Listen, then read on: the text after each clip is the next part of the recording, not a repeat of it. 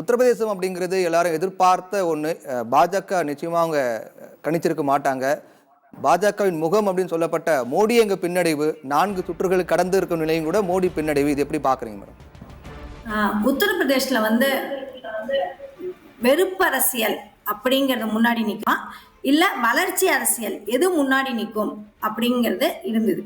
இங்க வளர்ச்சி அப்படிங்கிற பேர்ல அங்க நடந்திருக்கு, இல்லைன்னு நான் சொல்லலை. நம்ம ஒரு நடுநிலையாளராக பார்க்கும்போது நிறைய செஞ்சிருக்காங்க, இல்லைன்னு சொல்லலை. ஆனா அந்த செஞ்சதை சொல்லாமல் கோயில் கட்டினதையும் பல விஷயங்களையும் பேசி இந்து முஸ்லீம் ஒரு எரும மாட்டை பட்டா இன்னொரு எரும மாட்டை தூக்கிடுவாங்க, காங்கிரஸ் வந்தா உங்களுக்கு நிறைய சிக்கல்கள் வரும், அவங்க உங்க பணத்தெல்லாம் புடிங்குவாங்க அப்படிங்கும்போது இந்த பிரச்சாரங்கள் ஒரு ஜோக்கா பார்க்கப்பட்டது. அதே சமயம் காங்கிரஸ் அவங்க ஒரு ட்ராப் இருக்கும்ல, பிரசாந்த் கிஷோர் கூட சொன்னாரு மோடி ட்ராப்ல காங்கிரஸ் விழுந்துட்டாங்க அப்படின்னு. ஆனா காங்கிரஸ் விழவே இல்லை. அவங்க ஃபோக்கஸ் என்னன்னா கேரண்டி கார்டு எல்லா இடத்துக்கும் போச்சா, அவங்களோட கேரண்டி நாரி நாய், அதாவது பெண் நியாயம், ஆதி திராவிடர்களோட நியாயம், அப்புறம் உழைப்பாளர்கள் நியாயம் சொல்லிட்டு இந்த 1 லட்சம் மகாலட்சுமி திட்டம், இதுல மட்டும்தான் அவங்க ஃபோக்கஸ் பண்ணாங்க. அதை தவிர இவங்க வெறுப்பு அரசியல்ல ரொம்பவே ஃபோக்கஸ் பண்றாங்க. அதனால் சிறுபான்மையினர் பார்த்துக்கலாம், நீங்க 1% கூட சிறுபான்மை ஓட்டு போன தடவை எல்லாம் மோடி அவர்களுக்கே சிறுபான்மையினர் ஆதரவா இருந்தாங்க, ஏன்னா வளர்ச்சி கொடுக்குறான்னு. ஆனா இந்த தடவை சிறுபான்மையினர் ஆதரவு கொடுக்க தயாராகவே இல்லை. அடுத்து முன்னாடியே சொன்ன மாதிரி தலித் மக்கள், யாதவ் மக்கள் ஆல்ரெடி இவங்க ராஜ்புத் மக்களை வேற பகைச்சிக்கிட்டாங்க. அப்படிங்கும்போது இந்த ஜாதி கணக்கீடுகள், மத கணக்கீடுகள் எல்லாமே அவங்களுக்கு அகேன்ஸ்டா இருந்தது.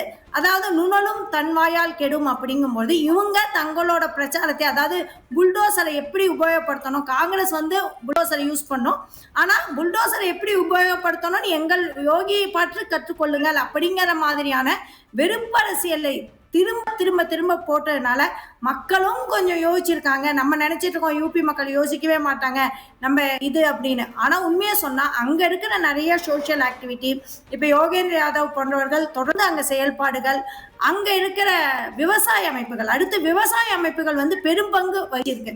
விவசாய அமைப்புகள் இந்த டெல்லியில இருந்த போராட்டம், மினிமம் விலையை நாங்க கொடுக்கிறோம் அப்படின்னு சொல்லி காங்கிரஸ் சொல்லியிருக்கு. ஆனா இங்க நிறைய பேர் இறந்தார்கள். அப்புறம் மணிப்பூரில் பெண்களுக்கு எதிரான விஷயங்கள் தொடர்ந்து நடந்தது. இது எல்லாமே சேர்ந்து கணக்கீடுகள், பிரச்சாரங்கள், ராகுல் காந்தியோட கூட்டணி கணக்குகள், அதாவது அகிலேஷ் யாதவ் ராகுல் காந்தியோட கூட்டணி கணக்குகள், வெறுப்பு அரசியல், கோயில், இது எல்லாமே சேர்ந்துதான் உத்தரப்பிரதேசத்தில் நமக்கு இந்த அளவுக்கு கொடுத்திருக்கு. முக்கியமா அரசியல் சட்ட அமைப்புல கை வச்சுட்டாங்க.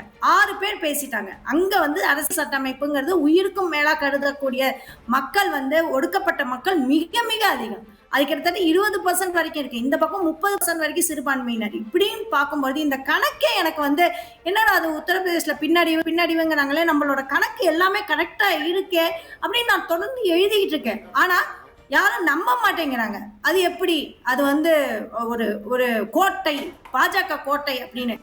கோட்டை இல்லை, அதெல்லாம் அப்படி ஒண்ணு கிடையவே கிடையாது இந்தியாவில்.